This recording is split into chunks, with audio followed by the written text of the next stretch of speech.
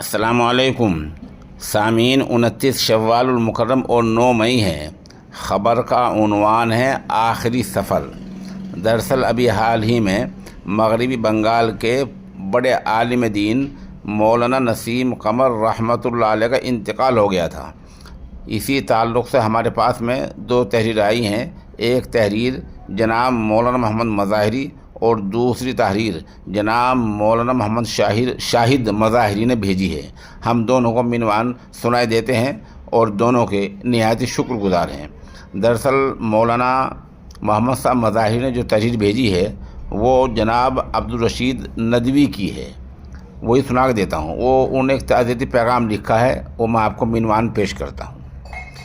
آج شہر آسنسول پہنچنا ہوا اور بھائی نسیم قمر مرحوم کے اہل خانہ سے مل کر تعزیت مسنونہ پیش کی گئی۔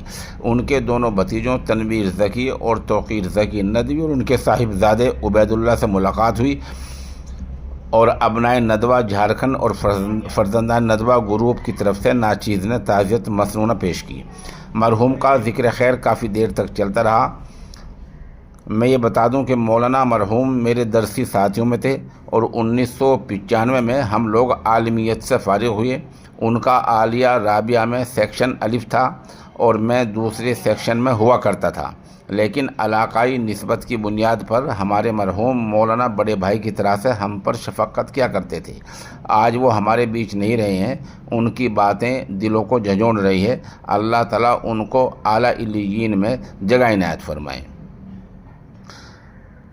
اللہ تعالیٰ ان کے مدرسہ خدیجۃ الکبریٰ کو ان کے حق میں صدقہ جاریہ بنا دے اور شہر آسنسول میں انہوں نے جو خدمات انجام دی ہیں اس کے فیض کو اللہ تعالیٰ عام کر دے۔ یہ دوسری تحریر ہمیں مولانا شاہد مظاہری نے بھیجی ہے۔ وہ لکھتے ہیں، حضرت مولانا رحمۃ اللہ علیہ تحریک پیام انسانیت کے سربراہ رہے۔ جو مفکر اسلام حضرت مولانا علی میاں ندوی رحمۃ اللہ علیہ نے ندوے سے اس تحریک کا آغاز کیا۔ ندوے سے تعلیمی فراغت کے بعد بینا چئی درگاپور پہلی میں منصب امامت پر فائز رہے۔ بعد ازاں خدیجۃ الکبریٰ للبنات آسنسول ریل پار کی بنیاد رکھی، جس سے آج امت کی مسلمہ بہن بیٹی علوم نبویہ اپنی زندگی کو منور کر رہی ہیں۔ تقریباً 80 سے زائد مقامی بچیاں حفظ قرآن مجید کر رہی ہیں۔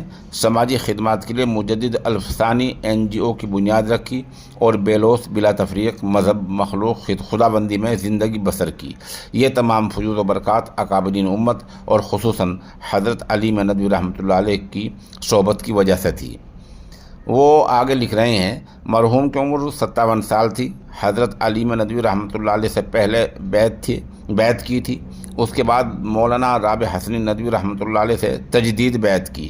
بعد ازاں مولانا محمد بلال حسنی ندوی دامت برکاتہم العالیہ سے رجوع کیا۔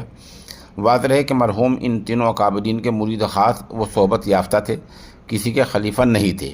پسماندگان میں اہلیہ کے علاوہ 2 شادی شدہ بچیاں اور ایک لڑکا جو ندوے میں زیر تعلیم ہے۔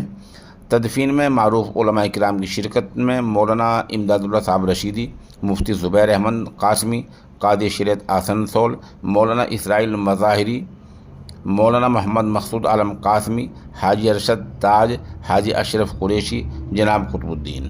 بہرحال ان دونوں علماء کرام جناب مولانا محمد مظاہری اور مولانا شاہد کے ہم شکر گزار ہیں اور ناظرین سے درخواست کرتے ہیں کہ آپ مرحوم کی مغفرت، درجات کی بلندی اور پسماندگان کے لیے صبر جمیل کی دعا کریں۔